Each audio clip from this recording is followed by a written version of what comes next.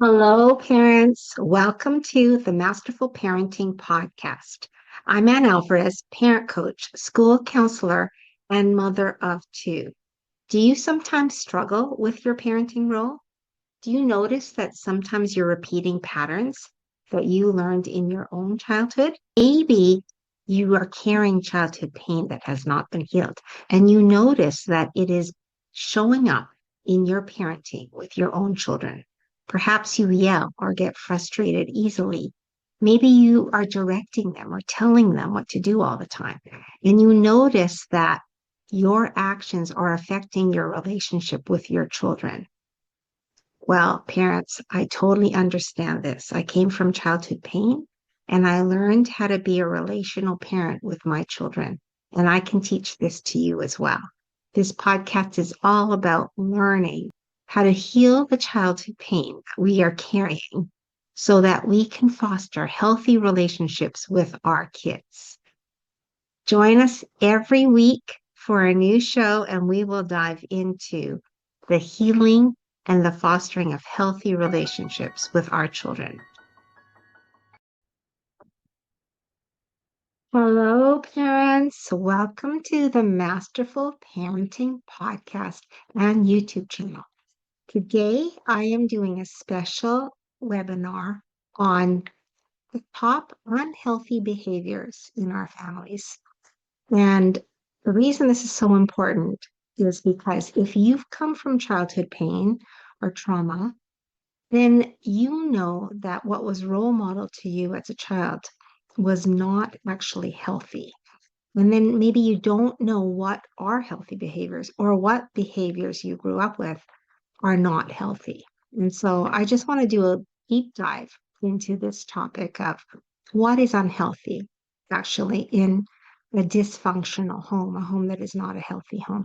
And maybe you grew up with some of them, some of these things. Maybe you grew up with only a few of these things. But when we know, when we're aware that that actually was not healthy, that's when we can change it with our children. Okay, so the top unhealthy behaviors in families that can actually cause emotional, psychological, and even physical harm to our kids. Number one is poor communication. I've met many parents who have a hard time having difficult conversations with their kids. And it's because they did not have these difficult conversations with their parents. And so they don't know how to have these kind of difficult conversations with their kids. And avoiding difficult conversations is actually not healthy. Sweeping it under the rug or pretending it never happened is actually not healthy. But when we talk openly about things, that's actually a healthy family. Yelling or using a harsh tone in your communication or passive aggressive behavior where you're ignoring and you're not responding and not listening or not validating their feelings or making fun of their feelings, saying, it doesn't matter. Why do you think that way? What's wrong with you? Okay? Those are all unhealthy things, unhealthy ways to communicate in our homes with our kids. All right, if you don't have any boundaries, that is unhealthy. When you're not respecting the privacy of your child, especially like teenagers. Teenagers, they don't want to change in front of their parents anymore. They need to have privacy when they're talking to their friends. They need their own personal space. So if you're not respecting that, or you were not respected as a teen, that is a lack of boundary. It's unhealthy. If you have very over controlling behavior, like your parents are constantly helicoptering, watching everything you do, don't leave you alone for a minute, or give you the impression that you can't figure out things yourself, always aiding you, helping you. And if you're doing that in your parenting, that's actually unhealthy.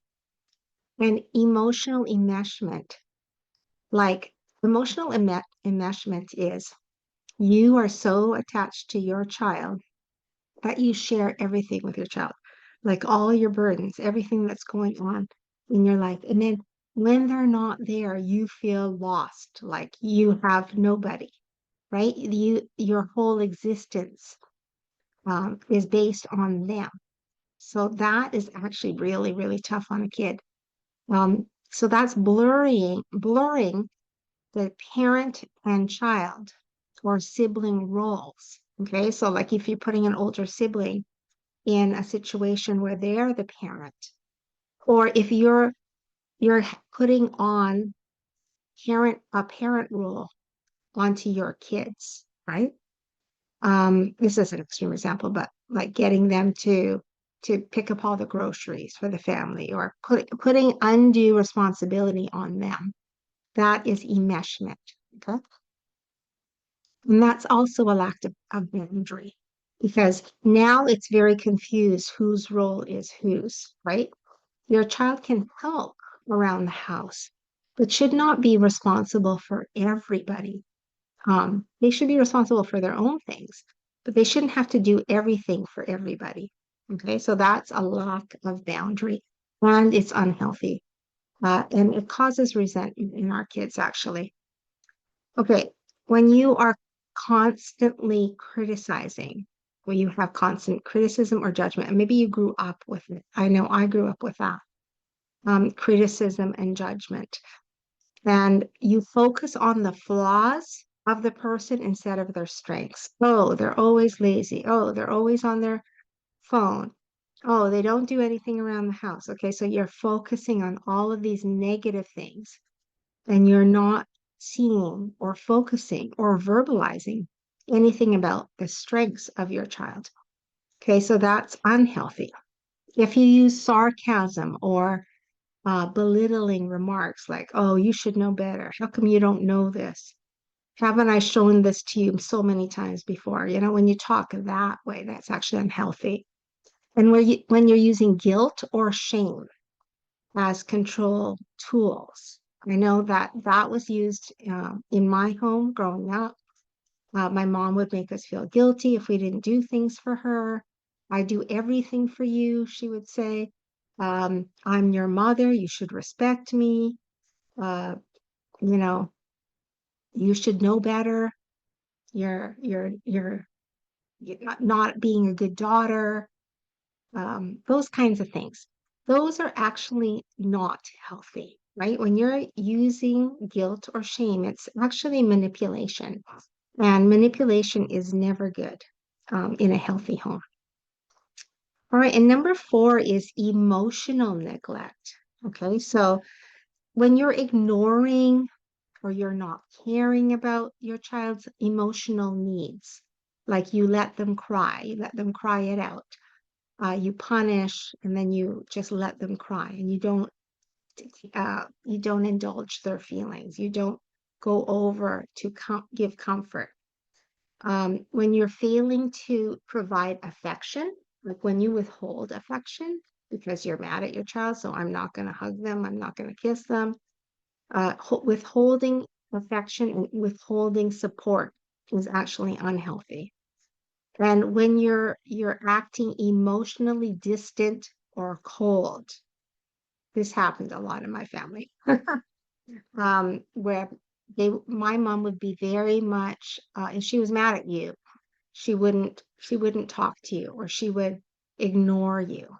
Okay, so creating distance with our kids. This is emotional neglect, parents. And it causes our kids to feel very insecure in their relationship with us. Okay, so that's emotional neglect. Number five is favoritism. So if you favor one sibling, one child over another, and you show clear preference that the older one is better, smarter, more capable, more responsible. And if you use words like that too, oh, your older brother is more responsible. Um, why can't you be more like your older sister? Those kinds of things is showing favoritism. And we have to be so careful, parents. Our kids are different. They're not the same. So we should not be comparing at all. And we should not be comparing them to their classmates either or their friends. um, because that also causes an insecurity in them.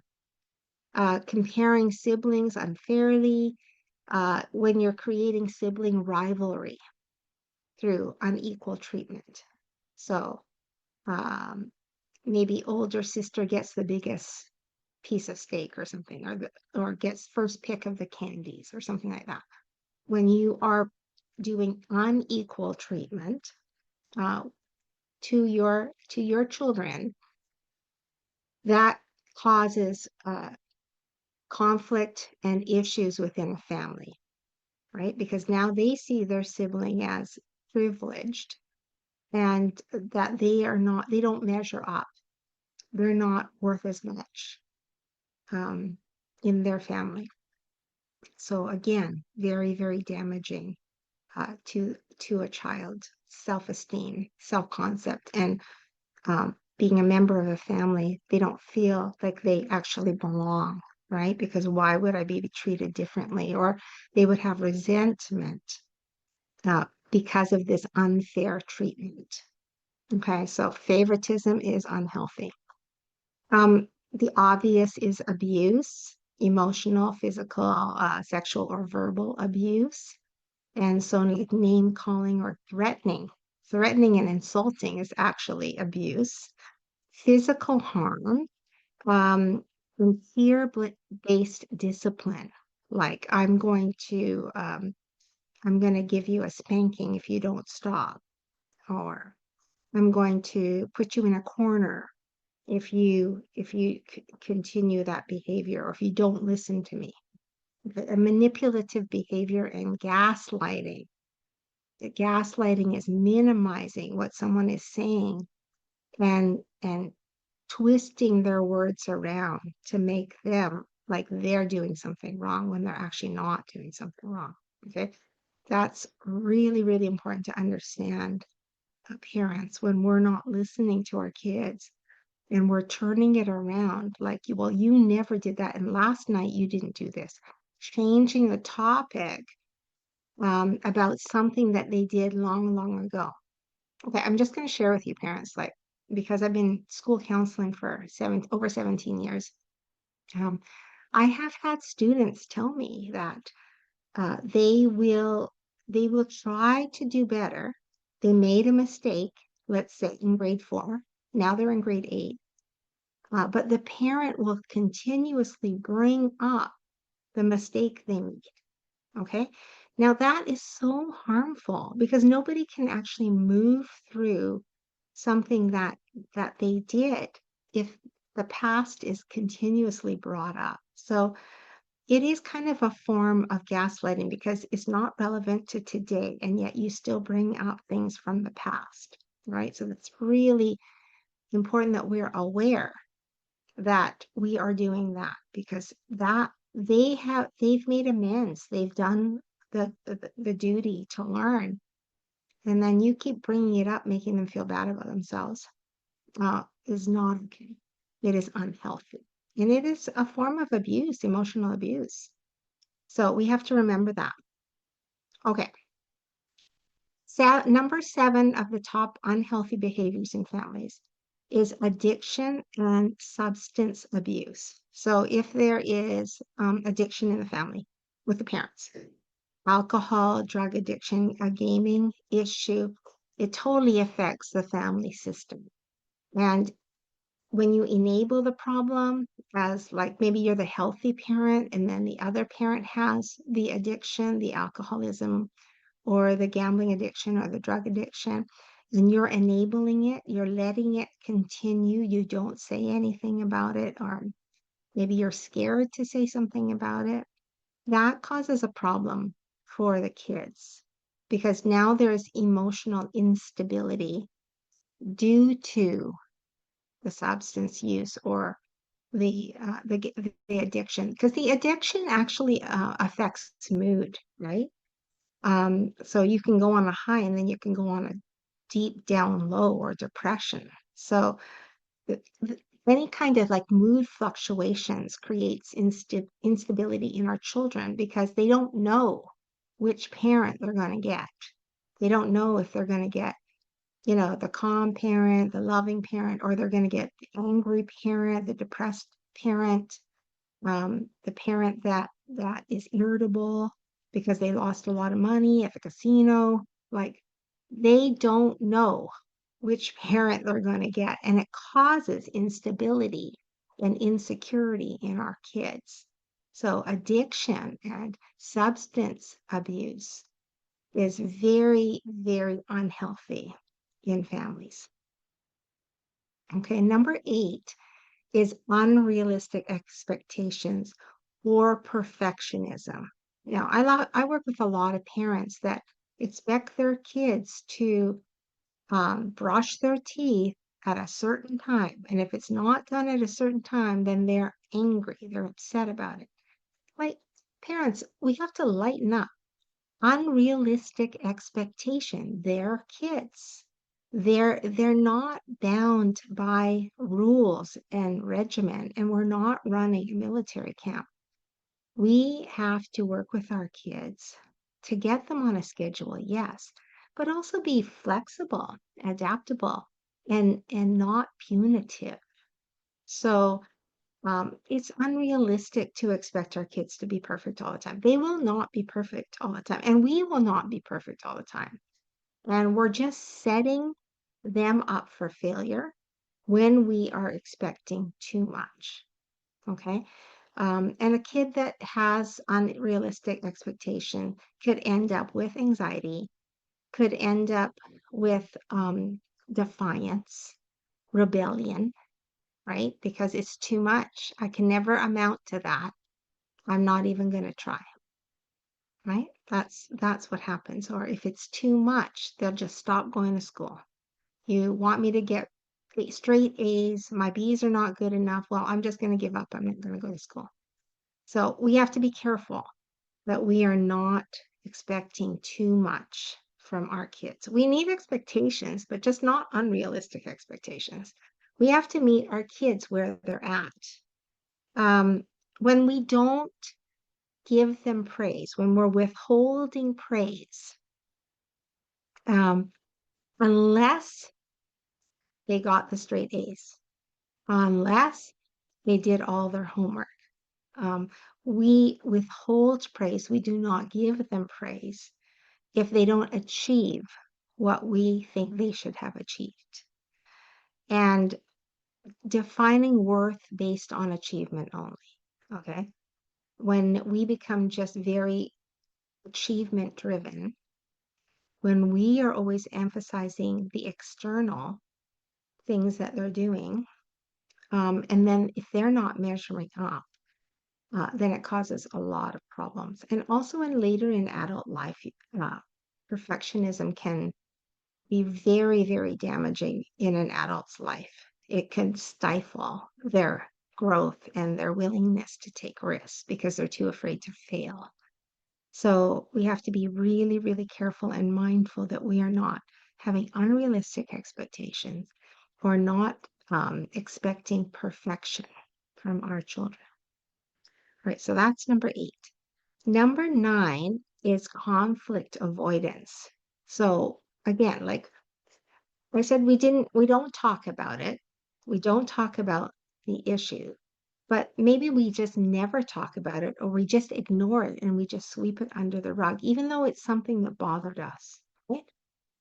This is super common with parents of childhood pain. They will be offended by something that their child did, but they won't address it with their child. They won't say, "Oh, I didn't like it when you said that I was being overbearing," or "I didn't like it when you corrected me in front of your friends." Okay, they don't address it with their child, and then they sweep it under the rug, and then the child has no idea that he bothered mom. He did something that bothered mom, and he's figuring it out. He's like, "Okay, what did I do? What's happening? Why is mom upset?"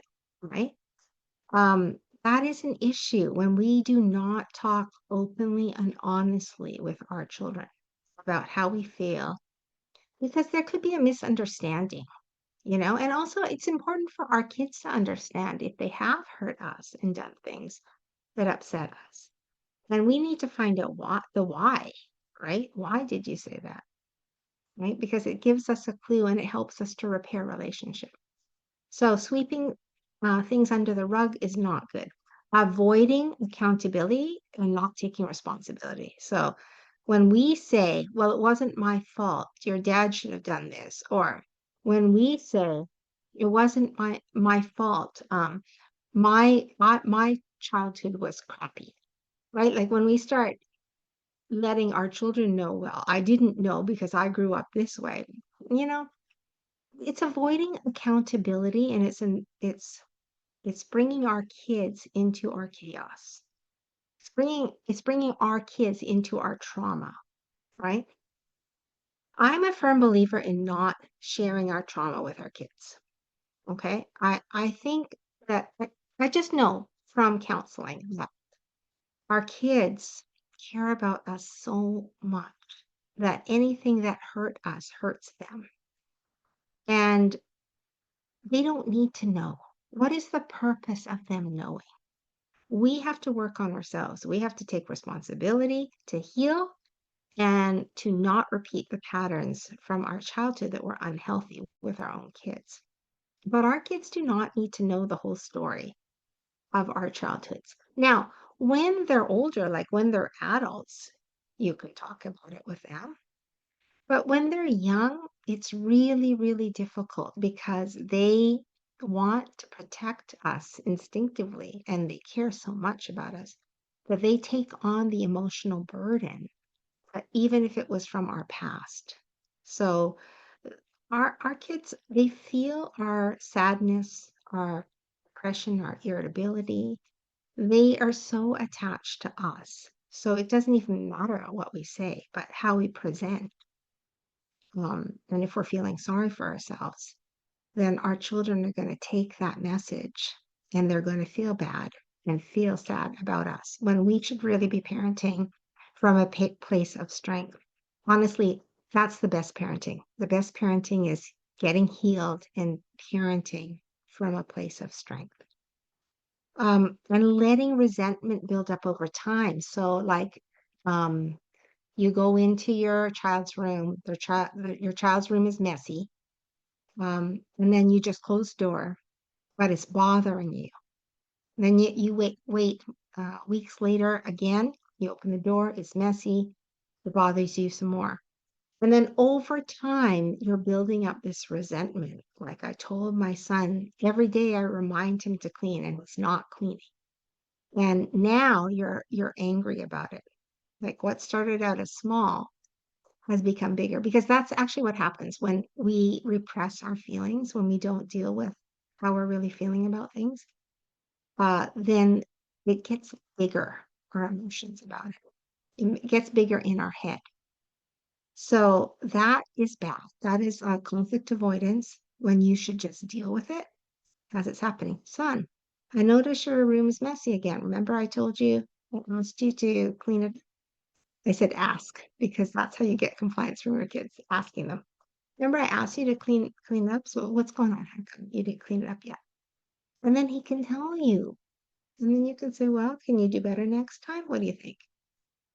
We're lightening it up, but we're still addressing the issue.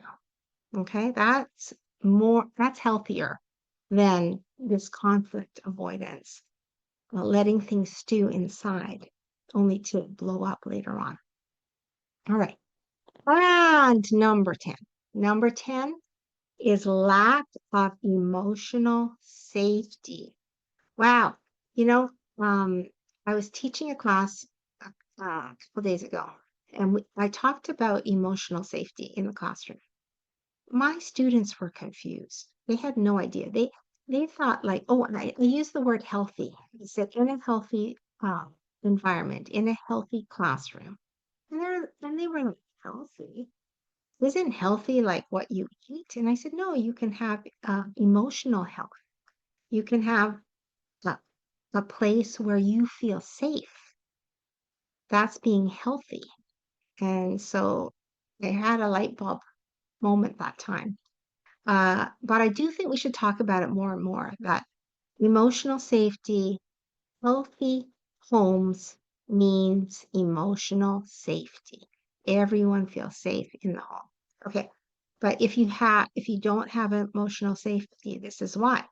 Because there's fear or judgment or rejection when you express your feelings. So you say, "Oh, I didn't like what happened in school today," and then somebody judges you. Well, that's stupid.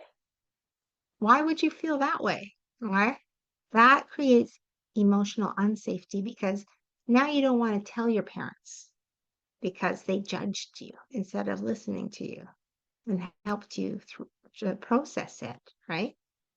You didn't feel supported.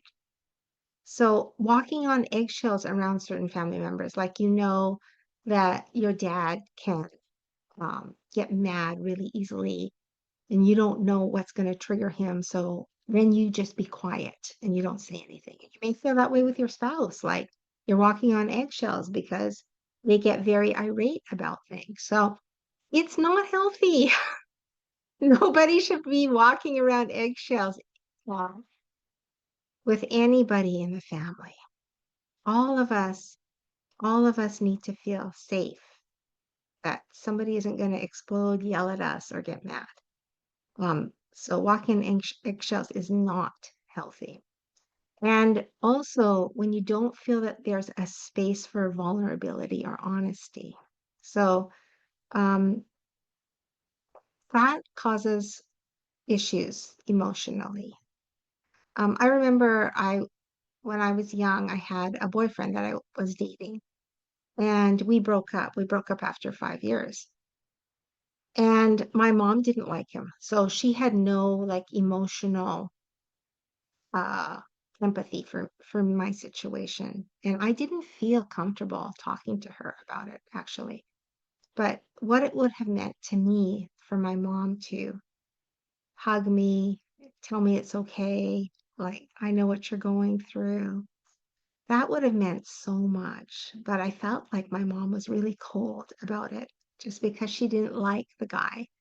And she didn't empathize or I didn't feel safe to actually tell her that it hurt me, that I was heartbroken. And that is not good. In a family, in a home, you should be able to say, I'm heartbroken. I'm so disappointed this happened. And your parents should be able to give you comfort instead of judging you or saying, I knew this was going to happen. He's no good. I told you he's no good. Because honestly, those words are not comforting and they do not help our kids. So we need to be able to be vulnerable with our parents and tell them our deepest fears, our deepest worries, and have our parents hear that and give support, right? Um, it's so difficult, I know, parents, when you come from childhood pain, to really truly express your emotions because you probably suppressed your emotions when you were a child. And I've been working with a mom who told me, like, even using the words that I tell her to use with her daughter, it's foreign to her because she's never heard it. These are not words that are, come naturally. And it's true. It's very, very true. It takes a while to learn this emotional language that connects our kids to us if we didn't grow up with it, right? If we were just told what to do and our parents never connected with us on an emotional level, then it's going to be a bit of a struggle or a retraining of the brain to learn how to communicate in a way that expresses emotion and allows our children to express their emotions and their vulnerability. So it does take practice, but it's so important in a healthy family. Everybody needs to be able to express how they feel. We're allowed to have bad days. We're allowed to be upset sometimes, right? And we can allow for emotions to be expressed in our homes and be okay with it, right? Try to be comfortable with it, even though you aren't comfortable because you didn't grow up with that. Try to be comfortable with it because you know expressing emotions is good, is a good thing. Okay, so those are the top 10 unhealthy behaviors in families. And those are the main ones that we have to really, really watch for, that we are not repeating those patterns with our kids. Because once we understand, once we recognize, oh, yeah, that's unhealthy, ignoring my child, or, oh, yeah, that's unhealthy, I didn't hear or listen when my child was expressing emotion, you know, um, once we are aware, that's when we can do the flip, switch, switch the switch the switch, or and and move towards being healthy instead. And that's what I help parents with, is moving from unhealthy behavior to healthy behavior so that you can raise kids who are emotionally healthy, because they've come from homes that are emotionally healthy and safe. All right, parents, that is it for this topic, the top unhealthy behaviors. I'm going to do a part 2, and I'm going to walk you through what are the healthy behaviors. How do we change this? How do we what do we do instead? Instead of the unhealthy behavior, how do we replace it? The unhealthy behavior. How do we replace it and make it healthy for our homes? Okay, so I'll do a part 2 um, on behaviors, and this time we'll talk about what are the healthy behaviors. How do we turn this around when we've come from childhood pain? How do we start adopting healthy ways to communicate and to be with our kids? Thank you so much, parents. I hope that this helped you and blessed you. And if you got something out of this show today, I would love for you to do a Google review, uh, uh, a review on my podcast on Apple Podcast, subscribe to my YouTube channel, um, anything that you can do to help promote masterful parenting to more and more parents. Thank you so much, parents, and we will see you next time. Take care, everybody. Thank you, parents, for joining the show today. If this show blessed you, changed you, or helped you in any way, I would appreciate a Google review or a review on my podcast. And I would love you to subscribe to my YouTube channel, Masterful Parenting, so we can get the word out to more parents about relational parenting. Thank you so much, parents, and we will see you next time. Take care, everybody.